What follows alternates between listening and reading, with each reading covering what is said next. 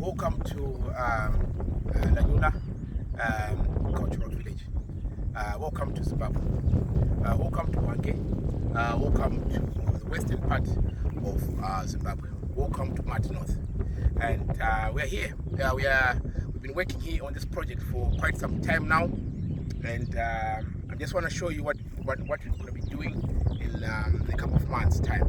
We're getting just the material together, and then we work on this site.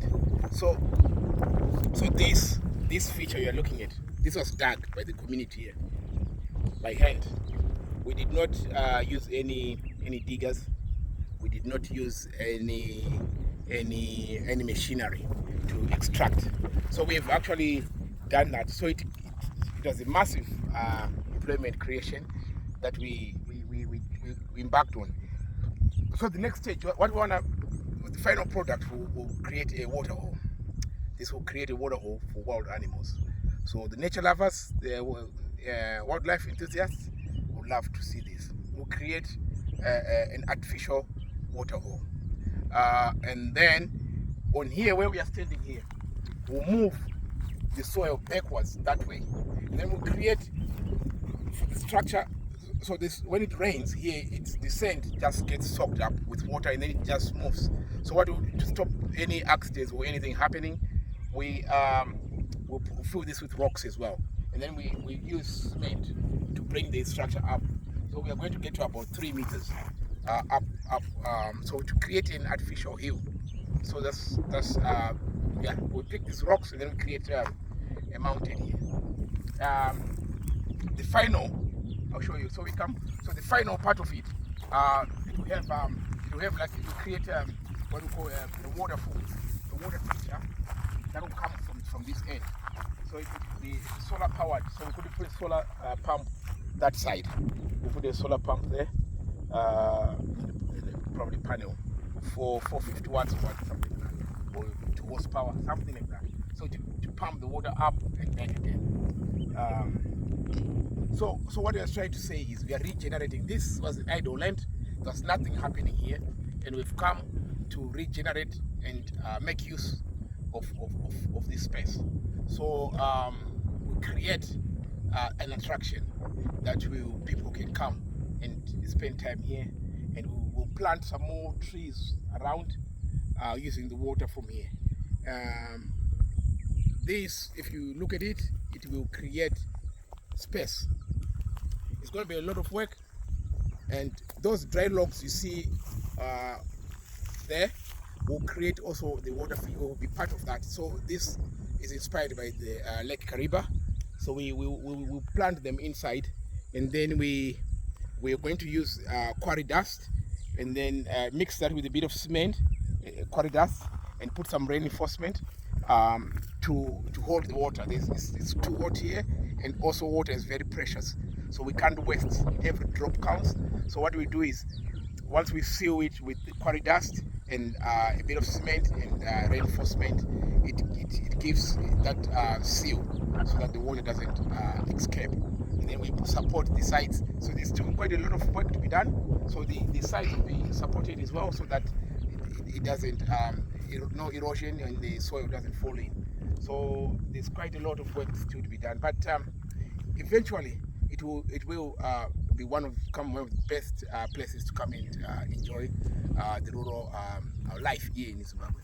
And we think Zimbabwe has to move forward, and this is the baby steps we start from doing such things. So we create our rural areas to really stand the test of time. Yes, it's hard, it's a difficult environment, it's a difficult economy. We don't hide the fact that it's a difficult economy and it's a difficult environment to work with. But there's also a word called resilience. You're going to have to build resilience in face of hyperinflation, sort of microeconomic situation of the country. It impacts on how we do the project, because it's taking longer because of such things. But we are not in a hurry. So as much as we would want to finish it as soon as possible, there's constraints of funding on that. So we have to just take steps as we go on. and it's funds permitting. But we hope we'll be able to finish it. It shouldn't remain a dream, but we should finish it. So people that dream sometimes dream too much, but I hope this is not one of those. But the work is already, we are already gathering the materials for that, so it will stretch that. Let's come and show you.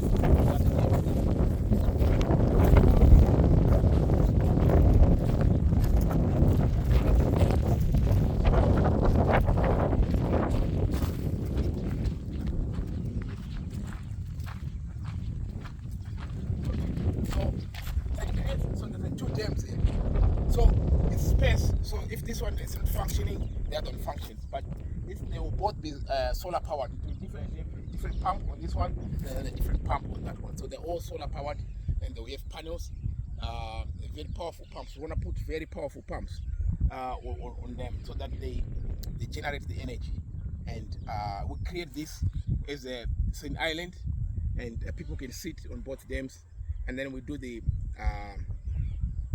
rockeries, we do seats. So if you want to come and have a party here, you can come and do that. If you want to come and have a wedding here, we can do that. And the village, our village is just behind. If you look there, you can see from that end. We're not very, very far. And and you see our neighbors across as well. You can see everyone else. You can see we are inside the village. So we've got neighbors as well.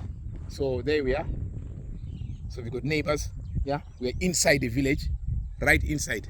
So you can tour and look at and chat with other neighbors and say hello and something like that. And but we got to start from somewhere, and someone has to start. Yeah. So rather than we start talking without or building castles in the air without actually doing things. So the next thing will be all those islands, what we've left there. It was cheaper for us to leave those islands, but we will landscape it and create islands, and then put bridges, and then we plant palm trees, and put our acacia trees there, and all sorts. And so, but the most important thing now is this structure that we need. This structure is not going to hold any water. So people start thinking about, are you going to have an accident of water escaping that way? No, because this is only landscaping. This feature will be only landscaping. It has nothing to do with the water, but it will create a waterfall of water falling off the mountain into the dam. But it doesn't hold water. So we haven't got we don't anticipate to have accidents of water spilling that way to the other side of the village. But the most interesting thing that I would want to share, and that will be interesting on this project, is there is not a single engineer that has come to work on with us here. And to get an engineer consultant to come here, it's a leg and arm to do that. Very expensive. And they would want to stay in Victoria Falls in a hotel and drive here, and you have to pay for that. But what we did is consulting on groups where the engineers are, and then we got some advice as far as Guatemala and Nicaragua, something like that. Some Latin American countries where talking of soils that we should show them what type of soil we have, and some advice from the Netherlands.